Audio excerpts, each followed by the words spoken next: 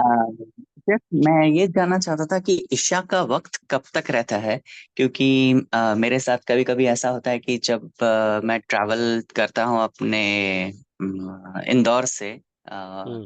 तो मगरिब के पहले निकलना होता है क्योंकि हम्म। फ्लाइट पकड़नी होती है और आजकल सिटीज में बहुत रश है। तो हम्म। उसको पकड़ने के लिए जब निकलते हैं तो मे बी मगरिब का टाइम होने में सिर्फ 20 मिनट बाकी हैं, बट हम्म।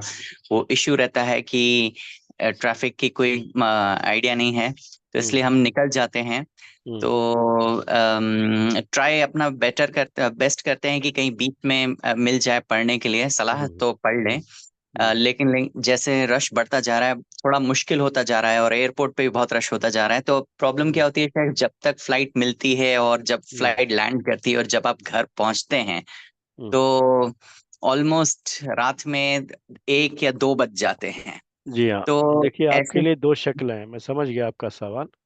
आपके लिए दो शक्लें हैं। एक शक्ल ये है कि जब आप इंदौर के एयरपोर्ट पे होते हैं तो उस वक्त मगरिब का वक्त हो चुका होता है।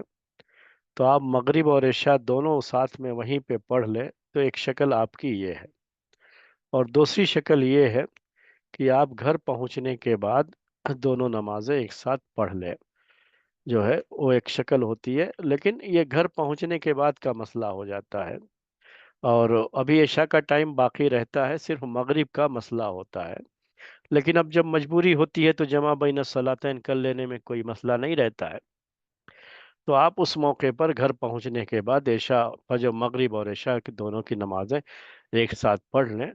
असल इशा की नमाज का टाइम कब तक रहता है, तो इसमें एक वक्त मुख्तार है और एक वक्त इस्तिरार है, अरबी में ऐसे कहते हैं। उसका मतलब उर्दू में ये होगा कि एक, जब आपकी अपनी चॉइस पे पढ़ना होता है और आपको कोई मजबूरी नहीं है तो वैसे वक्त में इशा की नमाज का वक्त आधी रात तक होता है।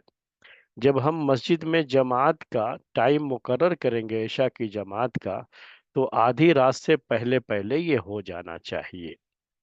ये होता है वक्त चॉइस, इसको जो है चॉइस कहते हैं, यानी इख्तियार कहते हैं। ये आप बाकायदा, आपको कोई काम नहीं है लेकिन इशा की नमाज जितना ताखीर से पढ़े उतना ही अच्छा है, उसके लिहाज से आप ताखीर कर रहे हैं, तो ज़्यादा से ज़्यादा ताखीर ये आधी रात तक होनी चाहिए। एक वक्त इस्तरार, उसका मतलब ये होता है कि आपने इसको ताखीर डिले नहीं किया, बल्कि आपकी मजबूरी थी जिसकी वजह से वो डिले हुआ। तो ये अगर डिले होता है तो इशा का टाइम फजर से पहले पहले तक भी इशा पढ़ लेंगे तो काफ़ी है। जी। जज़ाकल्लाह खैर।